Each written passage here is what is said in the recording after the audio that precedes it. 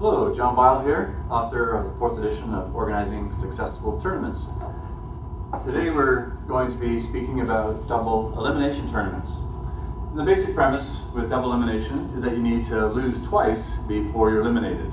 If you view the single elimination video, in that bracket, single elimination, if you're eliminated once, you are out. In this one, if you lose twice, you are out. So you do need to lose twice for a true double elimination tournament to happen. If you have time, this might be a good time to pause and just try one, maybe for 8 entries, using advantage seeding. We'll continue going with this video, but to understand the complexity of it, you can, if you try one at this stage, that might be interesting. Here's one that I took at one tournament that I viewed, and this was supposed to be a double elimination tournament. Might be a little hard to see, but what they did is they had the first, sort of the highest seed here, second, third, fourth, fifth, sixth, seventh, eighth, playing each other. Now, if you take a look at the single elimination video, then you'll understand that the seeding is incorrect, because 1 and 2 should meet here, so the second seed needs to be in this area, not in this area. So that's one of the problems, just in terms of seeding. The major problem, though, here in terms of double elimination is that if you were to win here, you would go here. If you won here, you would go here. Whoever loses this game would be eliminated. But they've only had one loss. So it's not a true double elimination. On the loser side, they would have lost the game, gone here, lost the game, and gone here. Then if they played here, they play each other, the loser then would have lost twice and would then be eliminated because they've lost twice. This person or team has also only lost once and therefore would be wouldn't have lost twice yet to find that spot. So they should continue to play somebody. So it's not a true double elimination.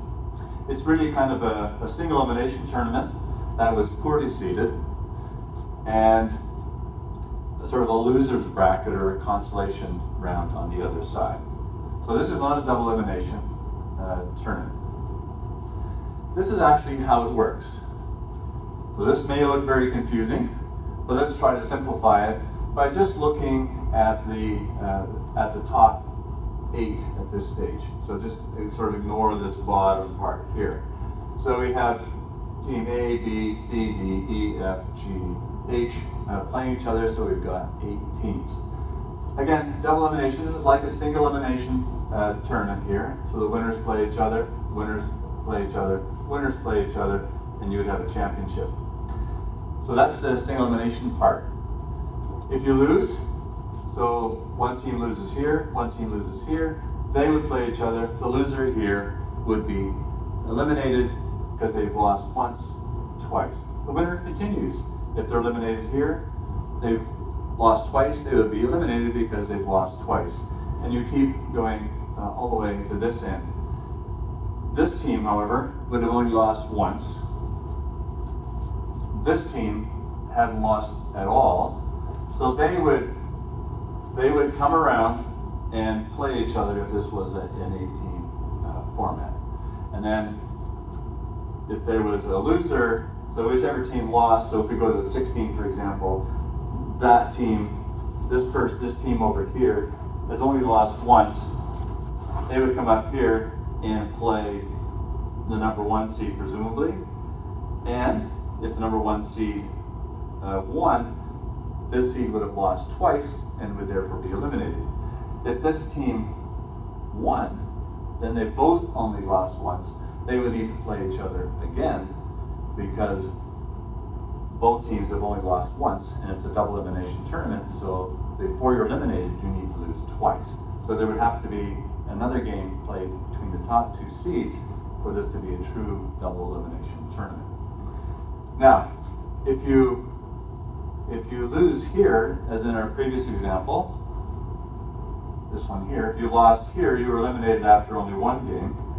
So what we do is, if you lost here, you swing to the other side and play in the loser's bracket here, and if you lose somewhere there, then you would have lost twice.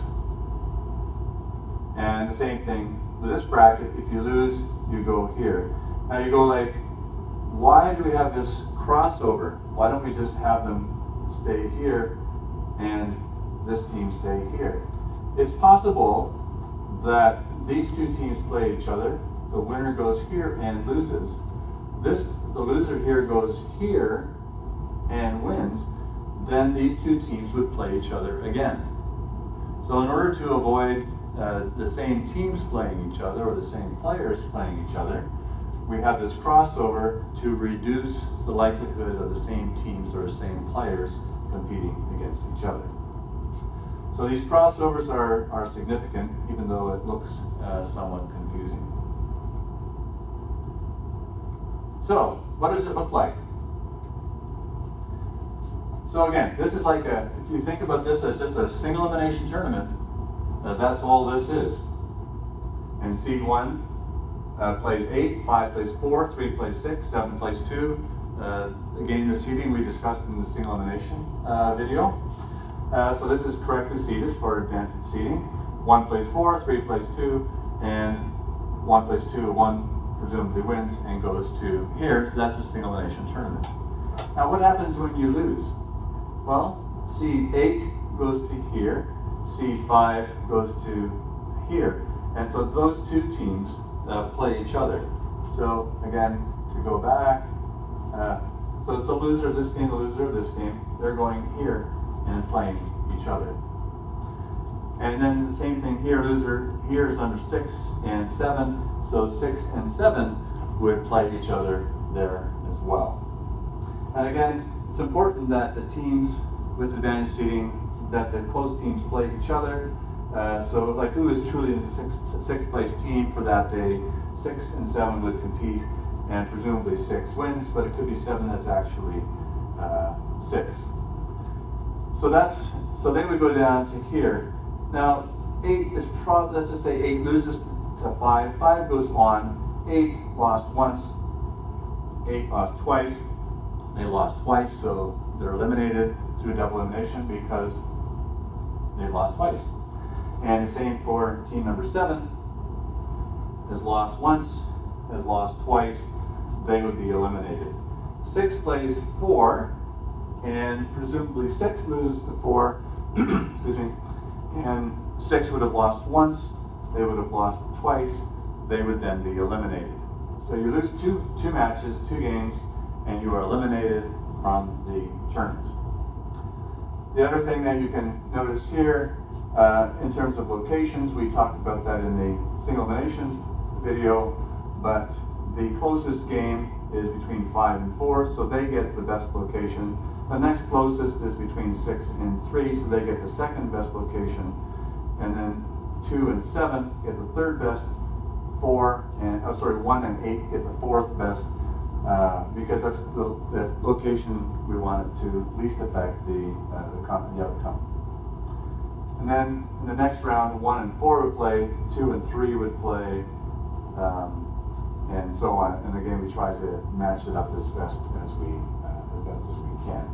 So we've got location 3, location 1, because that's a close match. Location 4, 8 and 5 is probably not going to be that significant. And they've got location 2 here, because that'll be a close match again.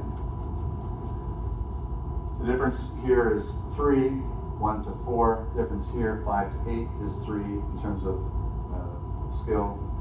But then we'll just give a better work to the higher seeds as we've done here. So working it through, in the end, we'll take a look at number 2. Number 2 loses to 1. They would go here. They would play the third seed, presumably win. Then they would play team number 1. If they lost, they would have to play another game. So this is game 14 here. If team 2 won, then they would have to play one more time, so that one of the teams has lost twice. So basically, these 2 teams would go here. Oh, this is incorrect. It should say number 2 here. So number 2 and number 1 would come down here, play each other, and if 2 won instead of 1, they would go down there. Presumably 1's going to win all of it if it works out perfectly. I'm going to argue that even though double elimination tournament is highly valued because people need to lose 2 games before they're eliminated, I'm going to argue that I would never use it. There's always a better alternative. One of the main reasons I would argue for that is the impact that double elimination tournament has on seed number 2.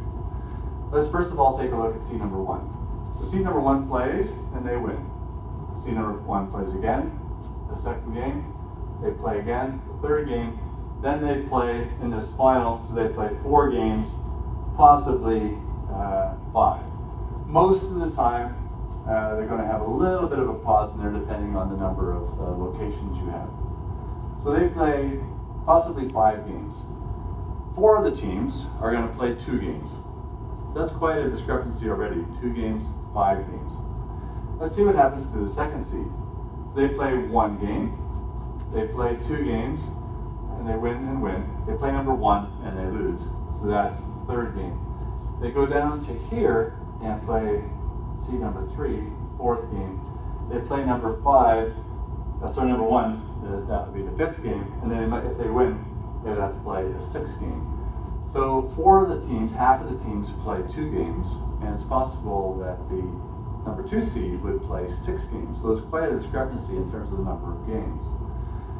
It's also going to be pretty tiring for seed 2, as they lose here, so they played a tough game, they play a tough game, they play another tough game, and they could possibly play another tough game.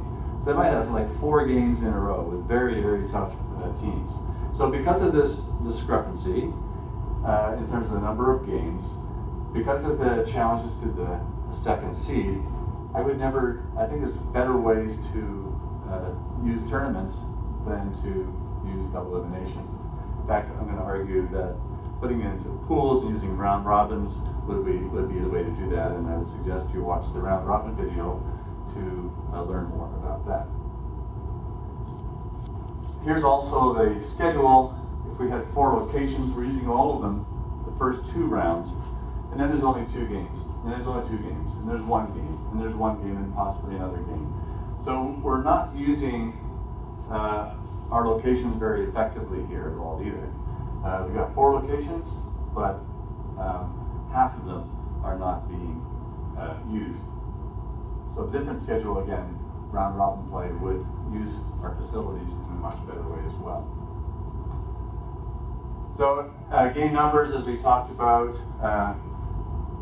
this one here is with 4 locations, so it doesn't matter too much, but if it was fewer locations, we'd want number 1 and 2 to play first, give them a little bit of a break, then 3 and 4 would play, and then they would actually play again, then the number 1 and 2s would play, and we're giving the winners here a break, they would play, then we're playing here and here, so we're creating breaks in terms of the game numbers.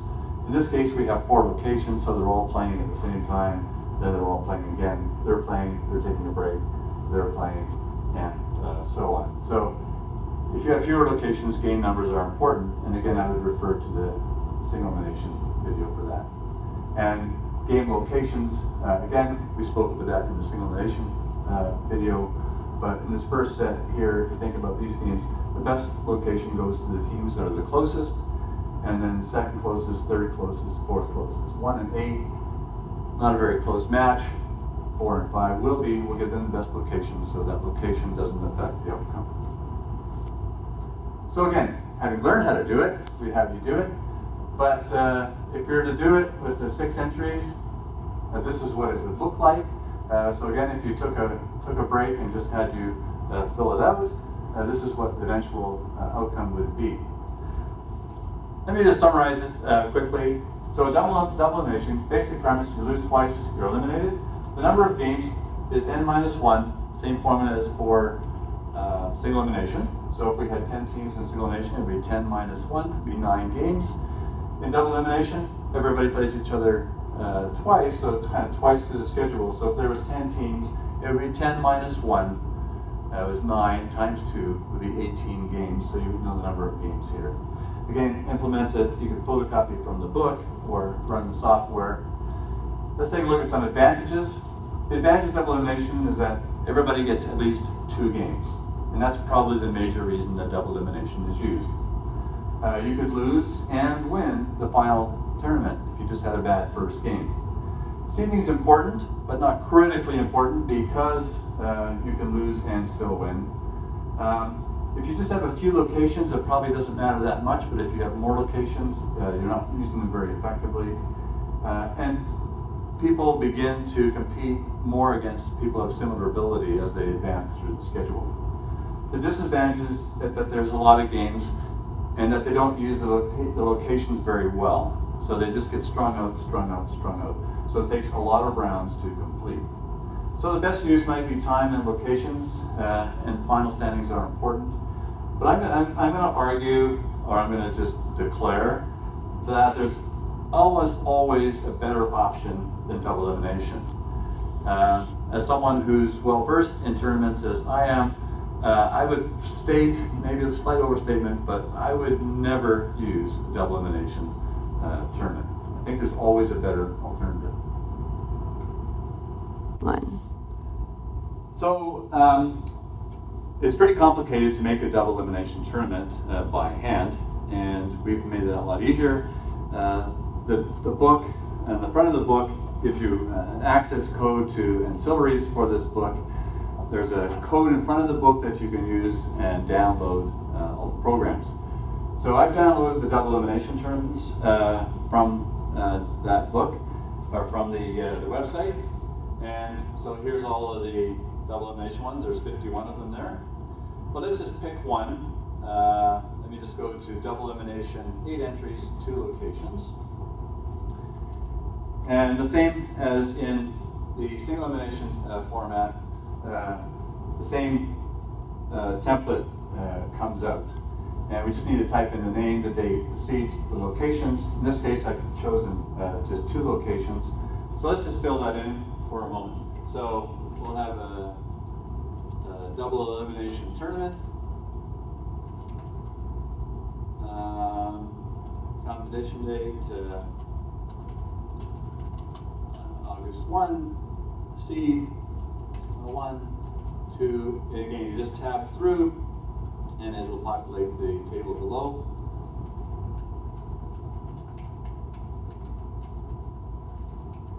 And we've got 2 locations. And the date, let's just keep it simple. Day 1, 1 o'clock. Day 1, let's make it, actually let's go back. Let's do that differently. Let's go day 2, 2 o'clock so we can see the changes. Day 3, 3 o'clock. Day 4, 4 o'clock. Day 5, 5 o'clock. Day 6, 6 o'clock. Day 7,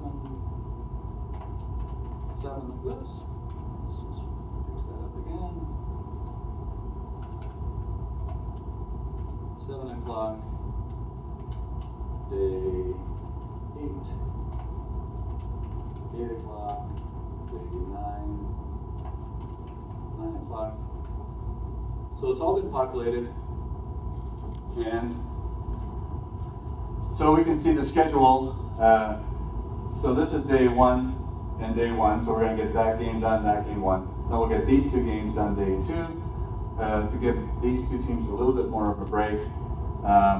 Then we go to day 3.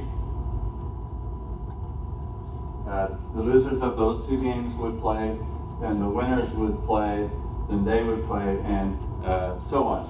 So this is your schedule for a double elimination tournament. And